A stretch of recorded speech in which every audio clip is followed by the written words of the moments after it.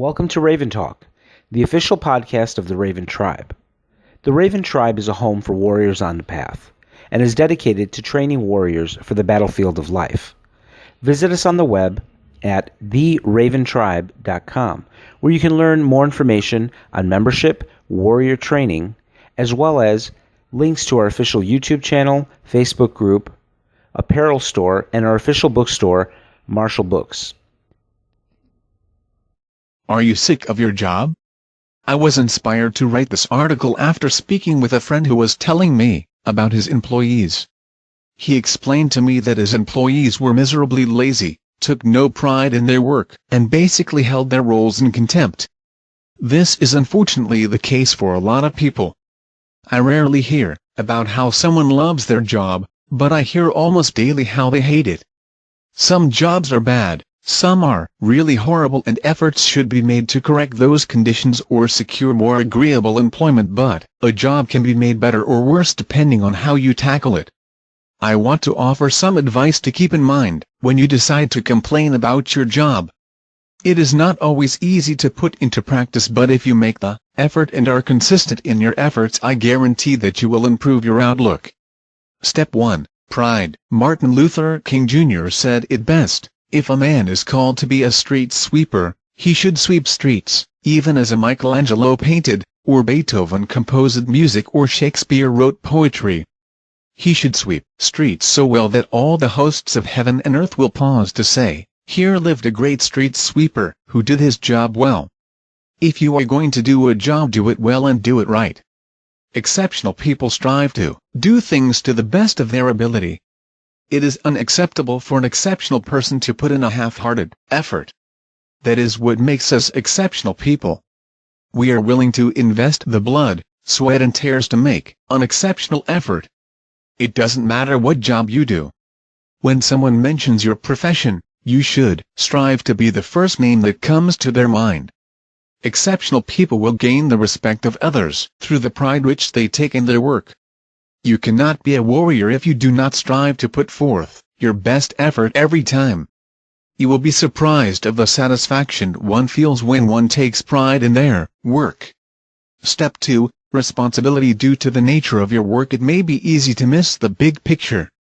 By and large, I think it is safe to say that your work is important to someone, even if you cannot easily see that. Take a person, for example, who works stocking shelves at a grocery store. That person has an important responsibility. Really, you may ask? Yes. Every responsibility is important. If it were not, it would not be a responsibility. It would be an option. Whenever you are given a responsibility to undertake, it is a needed part of the overall process in which you are involved. The stock person at the grocery store is helping to ensure that the product is out and available for the customer. Customers can then secure what they need to feed their families. If the store is poorly stocked, customers may not go there. What now? Now the store closes, and dozens of people lose their jobs. The jobs they relied on to take care of their families. How important is that stock boy now? Every job is in its own way. People need to take the time and analyze how their work is important. When they do this, they are able to see the value in their work and can find the motivation to meet their responsibilities. Step 3. Appreciation. How many people in the world are unemployed or underemployed? A lot. Just the fact that you have a job is something to be appreciative of. When you switch your mindset from complaining to appreciation, you would be amazed how much more invested you can be in your work. Do you remember the old song from the 70s, "If you can't be with the one you love, love the one you're with"? That is how we need to look at our jobs.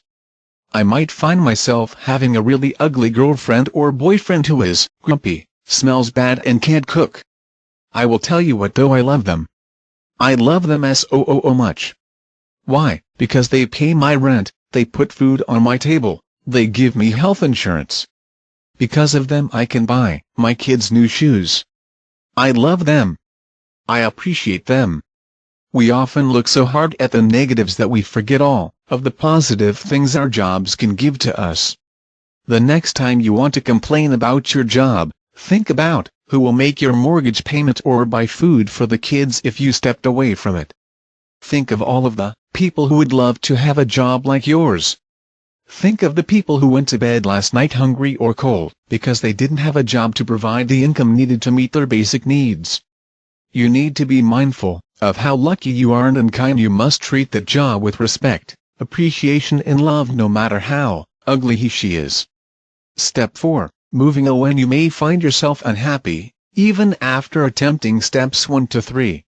If you can identify that a certain job is not a good fit for you, then you need to take steps to secure the job that you want. This may take planning, further education, networking and most definitely patience. If you want to change gears, you should do it, but do not complain about the job you have. Keep your job, do it well until it's time to do another one. If you are unwilling to take the steps to be where you want to be, then you have no right to complain. See steps 1 to 3 and you will make it until it's time to move on. I hope this advice is helpful. Remember that a job is a blessing, not a curse. Change your perspective and it will change your life.